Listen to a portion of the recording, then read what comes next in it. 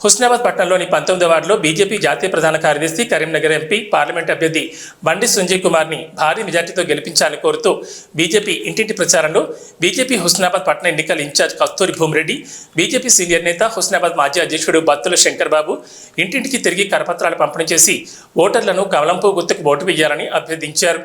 ఈ సందర్భంగా వారు మాట్లాడుతూ భారత ప్రధానమంత్రి నరేంద్ర మోడీ ఆధ్వర్యంలో ప్రపంచంలోని 3వ ఆర్థిక వ్యవస్థగా భారత్ అభివృద్ధి చెందిందని తెలిపారు.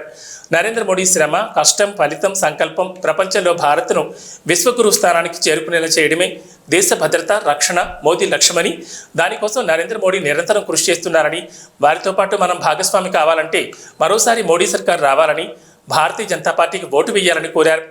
ఈ కార్యక్రమంలో బీజేపీ హుస్నాబాద్ పట్టణ ప్రధాన కార్యదర్శి రాయకుంట చందు, ఎస్సీ మోర్చా పట్టణ అధ్యక్షుడు కొంకటి కిషోర్, బూత్ అధ్యక్షుడు మొలుగురి గణేష్, బూత్ సభ్యులు ఆకారపు శ్రావణ్ కుమార్, బత్తుల తరుణ్, స్వాతి, ఆశ, స్రవంతి, రచన తదితరులు పాల్గొన్నారు. గడప మిస్ కాకుండా మేము అందరం కూడా ప్రతి గడప గడపకు పోవడం జరిగింది.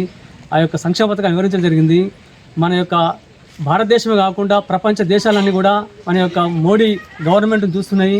మనము నెక్స్ట్ మన లక్ష్యం ఏంటంటే విశ్వగురు స్థానాన్ని మనం పేరు దశ మనం వెళ్తున్నాము.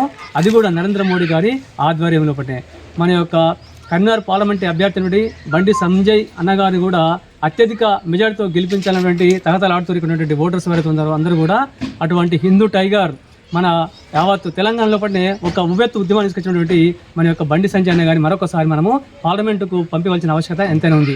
అందరికీ మరొకసారి ఈ పార్టీ తరఫున మీ అందరికీ కూడా కృతజ్ఞత తెలియజేస్తున్నాం.